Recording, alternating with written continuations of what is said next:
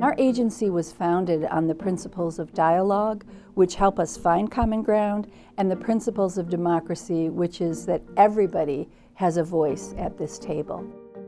We chose this theme, Democracy in Action, because we feel that democracy really is of the people, by the people, for the people. It's about what do we do as citizens to set things right for all people. It's not about a political party. It's about us and how we live together on this planet.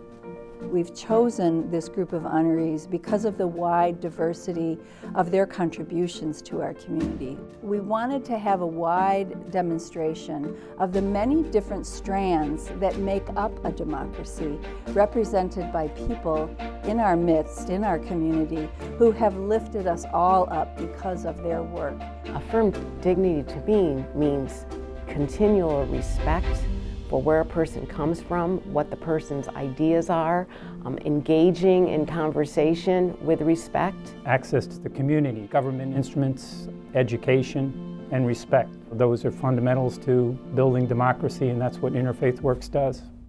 Affirmed dignity for me is I can stand tall with my head held high and not be afraid to say what I need to say. Democracy means that I can walk into any store without being followed. I can go to any house of worship. I should be able to go to the ballot box, vote for who I want to vote for, to join a group, as long as it's not a hate group. Freedom of speech, freedom of religion, and persons being labeled as individuals. One of the better steps, and is being taken now, there's the dialogue circles. I should be mandatory to take a dialogue circle. I have been a long volunteer with the Duck Race Committee. That is a fun way of getting the message across, of talking about racism without being serious when it's such a serious topic.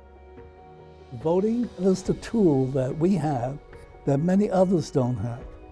And in this world right now today, this is one of the lowest voting turnout nations in the entire world. History has taught us that we have to practice democracy, believe in it ourselves before we can live it. If I think about the cornerstone of our democracy, it's elections. Majority of my community came here as refugees. All of them, or most of them, are people of color. And for one reason or another, they were never enthusiastic about participating in elections. So one thing working on is urging and encouraging everybody to vote and to listen to candidates and to study electoral programs and to make their voices heard, because that's how we together build in our community and make it a better place. I am a member of the Round Table of Faith Leaders. I believe mankind is inherently honorable. I think it is in every faith. Well, democracy is freedom, the freedom of having a good education, to have health care access, to find employment, to be part of the government in some very democratic way. When I see school buses lined up in front of the most, I am just thrilled that we're doing our mission, that here are the students that are coming and they're enjoying the opportunities to learn about science. And this is the same feeling I had when I walked into InterFaith Works today and saw the lobby filled with immigrant families from everywhere. And I said, we're here doing our mission. We're enabling them to become citizens, to learn what they can do to have a job in this community, giving them housing, health care, enabling them to be part of the economy here. A big part of InterFaith Works are the dialogue groups. It's important to talk to other people, and you understand more about the cultures of other people. It gives you an opportunity to talk about your interests, and this makes for democracy. Democracy in Action really is about helping people to be free. And the mission of the People's Church and that God has given me in being the pastor and the lead was that a healthy church creates a healthy neighborhood. So we understood that being healthy was not just in the four walls of the church, but beyond that. And so becoming stakeholders, and we want to make sure that our community becomes better one block at a time.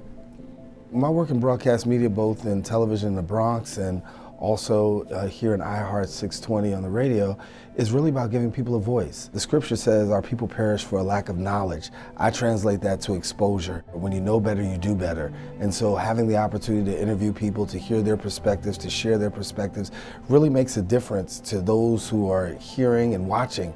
And so I'm just a bridge. My job also is chaplain for the police department, so I have the opportunity to see things from a couple of different perspectives. The interfaith dialogues with the police department were really meaningful because you had officers sharing their perspective. You had community, and it was a non-hostile environment. It was a situation where they weren't acting as a first responder, but now just as a regular participant in a day-to-day. And it was great to watch and great to experience, to understand it. I think the police walked away with a greater sense of understanding, and I think our community residents walked away with a greater sense of understanding, and that's what dialogue is supposed to be about. You don't have to agree, but it's also understanding a perspective, and understanding a perspective sometimes can be that difference maker. The spark of divinity is within all of us, every human being. I mean, I'm a local news guy. And there are studies that show local news has a little bit higher level of trust than the national news. We need to preserve that trust, and we need to do it not just by covering episodic events, the day's news, but also to provide that information that the electorate needs to be informed and to make solid, sound judgments about where they can get involved, where they need to get involved, and maybe some of the decisions they need to make in their own lives to preserve and protect our democracy. Trouble is, even the truth itself has become a bit of a casualty in recent years, to say the least. And so we try to make sure that the stories we present, the stories we choose to tell every day, the ones that we have time to get to, that they have the broadest possible impact of good, truthful information that people can then base their lives on. But it's difficult in this digital age to narrow down the scope and go deep enough in any one area so that people can be truly informed, but we keep trying. Jim served as a county legislator for 10 years prior to joining the bench, where he was a judge from city court to Supreme Court for 32 years. He was reappointed by the 3 chief judges of the state of New York to be administrative judge and overseeing the district. And I think that shows the faith that they had in him, his character. He really turned the courts in this community into the people's courts. He felt that everyone, no matter stage in life, religion, beliefs, whatever, needed to be treated fairly, with respect, and to be heard in each and every court. He didn't want the courts to be somewhere you'd fearful or whatever. He wanted people to come to be healed. He wanted people to serve as jurors and to have a great experience as that part of our democracy, to vote, to become involved, to serve on review boards. He really took the courts in this community to another level, along with the state of New York, in establishing specialized courts to meet the special needs of people going through things today, whether it's the opioid courts, mental hygiene courts, domestic violence courts. There is so much out there in terms of need. 2 of his favorite quotes were, "Temper justice with mercy," and "Justice delayed is justice denied." And I think those 2 phrases really exemplified his career as a jurist and a justice.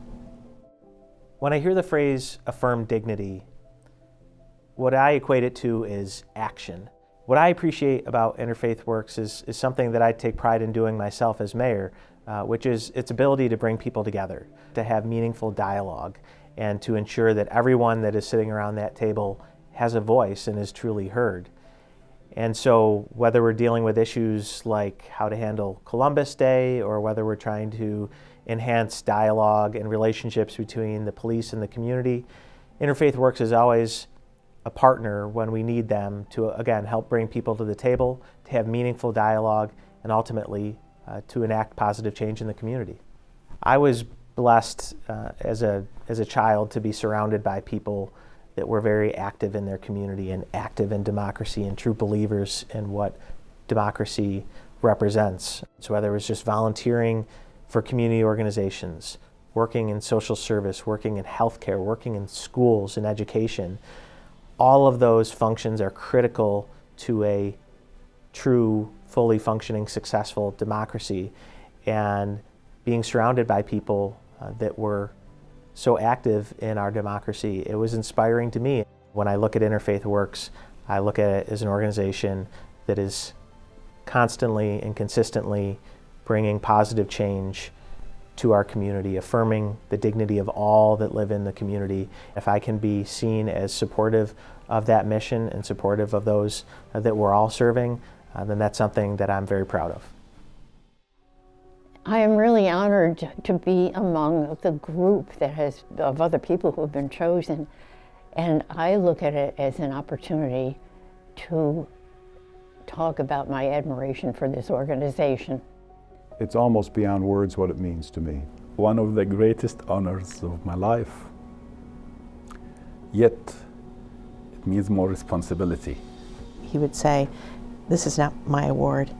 This is for the employees and the judges that work in this district, because they're the ones that are getting this job done to make sure that justice prevails and that people are welcomed in every court at every level." It's humbling for me too, for my family. Just honored to be here and to accept on his behalf. You don't start out working to get awards. You just do what you have to do because that's what's in your heart, and that's what the mission calls for. So I truly want to thank Beth Broadway and the wonderful paid staff, the volunteer staff, the clergy that supports this great organization. I'm thankful to Interfaith for giving me the award and helping me to reaffirm my work. Awards such as this put gas in the tank so that we can continue to go forward and go the distance and finish what we started. You've got to do whatever you possibly can, to make that credo come true. E pluribus unum. Out of many, there's one. I've had a deep and long commitment to this organization, and I guess I kind of grew up interfaith working in my home life, in my community life, and my parents have an interfaith marriage, and we just grew up very open and community-minded. And so when they asked us this, it just seemed like a natural fit. Democracy just doesn't happen, that it's continual work and continual engagement in the community, and supporting Interfaith Works is one important way of doing that.